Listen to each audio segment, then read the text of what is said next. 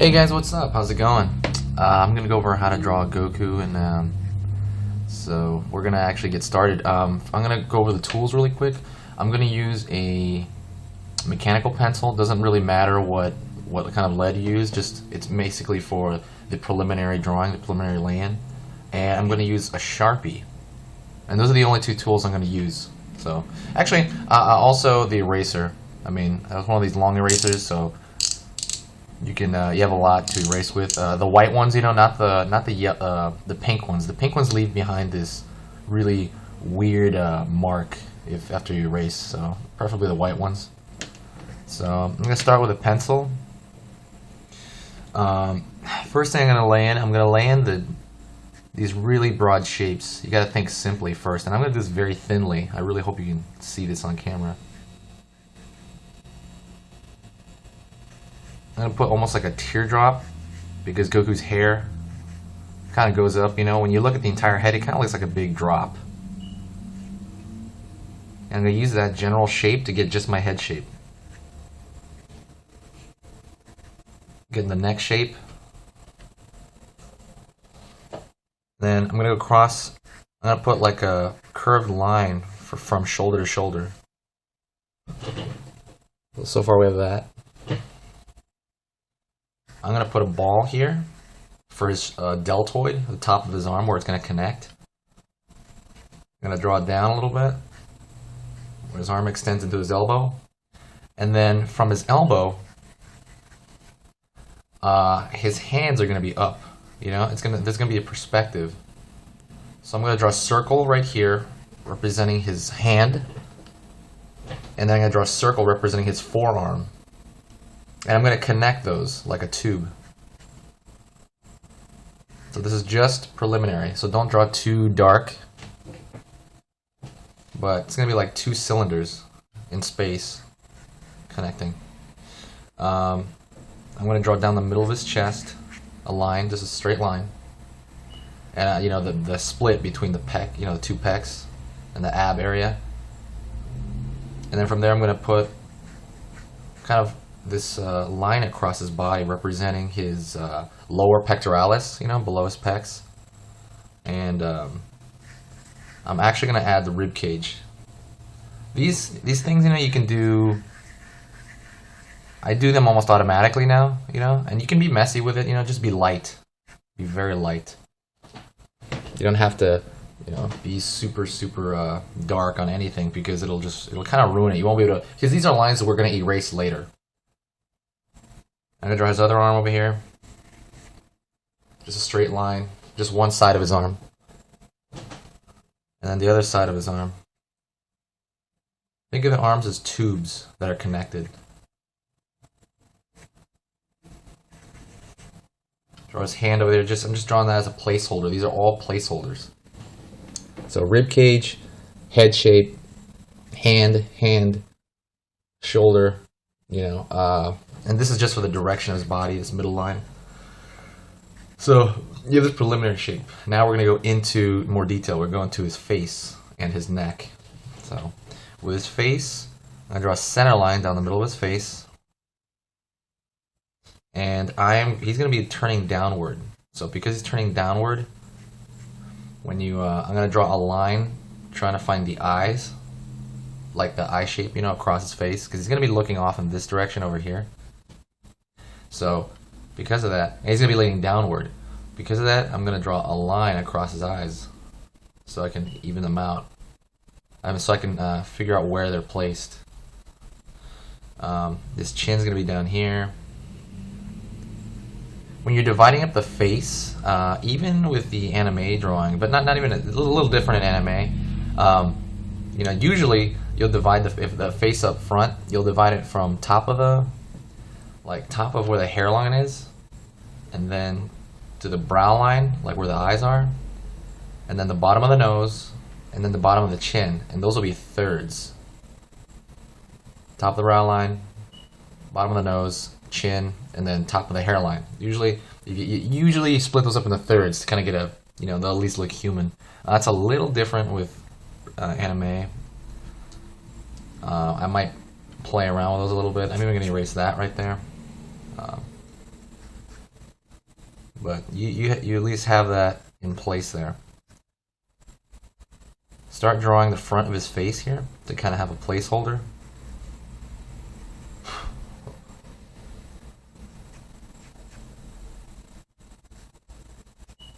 Maybe the side of his jaw over here. Erase that. I'm gonna erase it with the back of my pencil here. So you're left with this shape right now.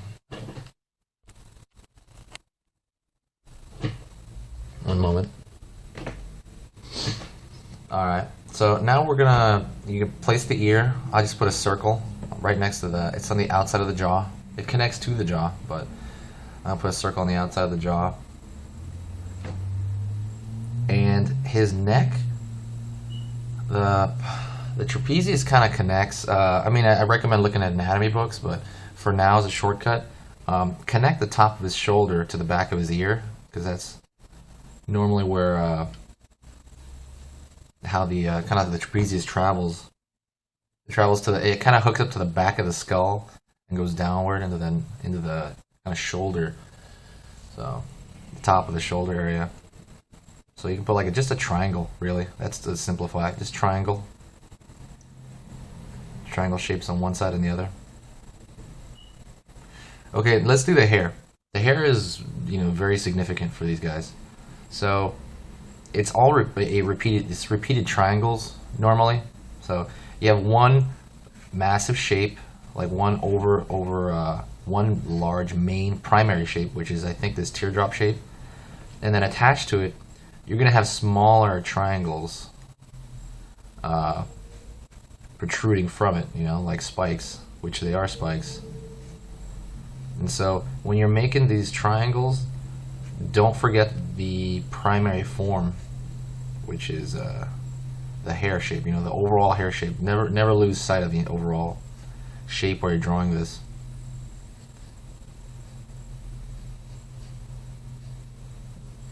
And they're not exactly pure triangles only. It's almost like a triangle with an additional triangle stuck to it, with like a tube stuck to it.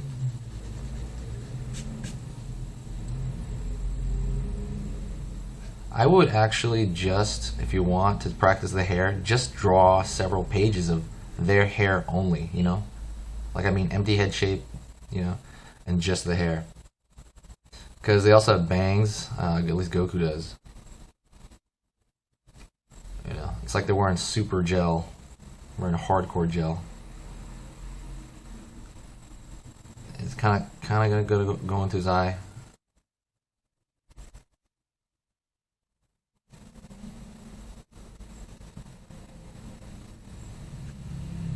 He's got one huge bang at the front.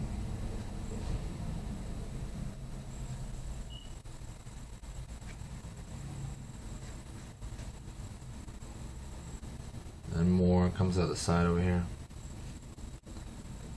And the back is mostly almost pure triangle. Don't draw the strands of the hair yet, though. Wait up on that. I'm going to use the eraser on the face here, because I just spot something.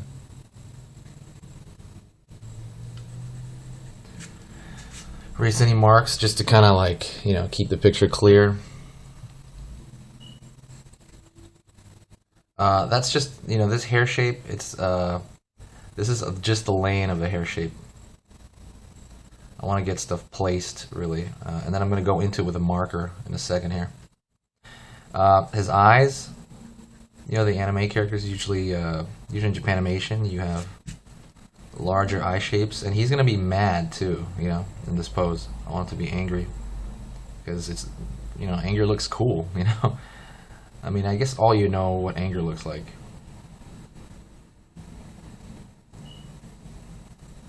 You have this frow. And if you need help, despite this being, an animated style, a very specific animated style, most animators get mirrors to look into if they really want to,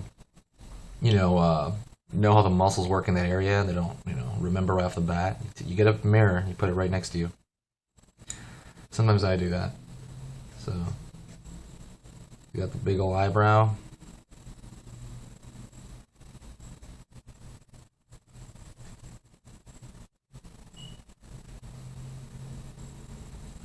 Drawing the eye shape, it's kind of like almost like a warped square. Their eyes are very square.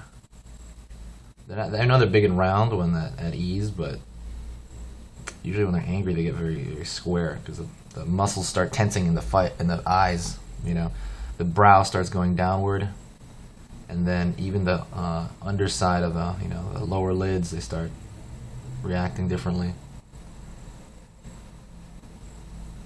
And then be really careful of the eyes. It's very easy for some reason to make Goku look cross-eyed. I don't know why that is. They're very simple shapes. He's got his green eyes there. You know when he's Super Saiyan, he's got green eyes. And then the nose shape is a kind of a slightly rounded triangle.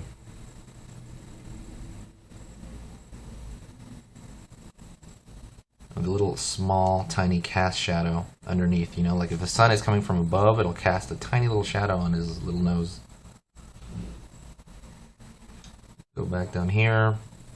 Refine this shape over here of his jaw. I want it to be a little more pointier. It gives it kind of a cooler look, more sleeker look if it's a little pointier.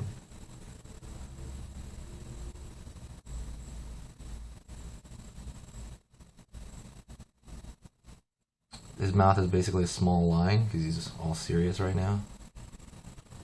With a cast shadow underneath his lower lip.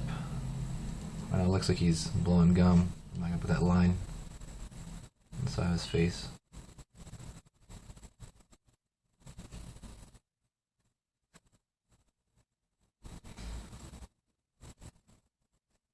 Alright. I think we might have enough of his head to kind of like leave there as a placeholder. This is all still just placeholders, really, you know? This is all, I'm going to go over this with marker, and when I go over it with marker, you know, some other thoughts go through my head, you know, that I change during. Inside his ear. Inside his ear, keep it simple. Honestly, just do a little circle. I've heard people compare it like when you're drawing an ear, put like a backwards, or put a question mark in there. You know what I mean? Like that, starting that shape inside. I followed that advice too, you know. So maybe think of it as like a little question mark shape, or at least give you, you know. But I mean, overall, really, just go over real ears, things like that.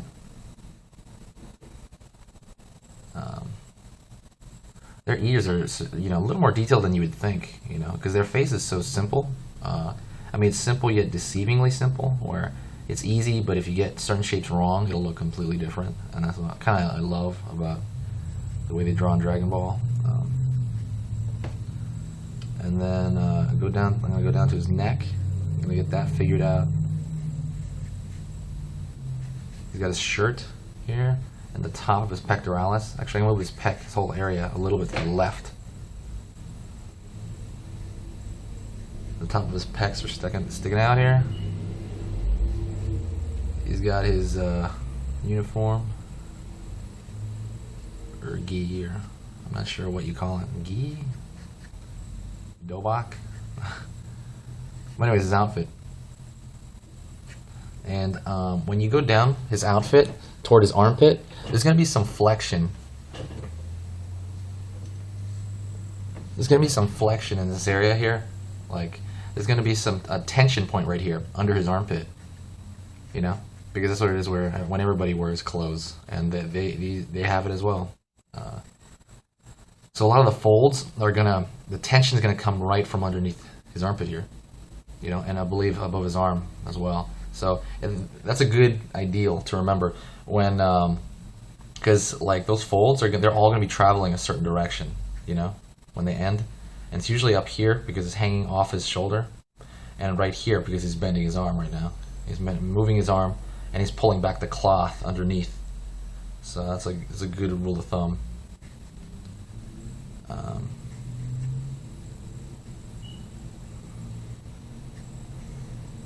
he's got another, like a secondary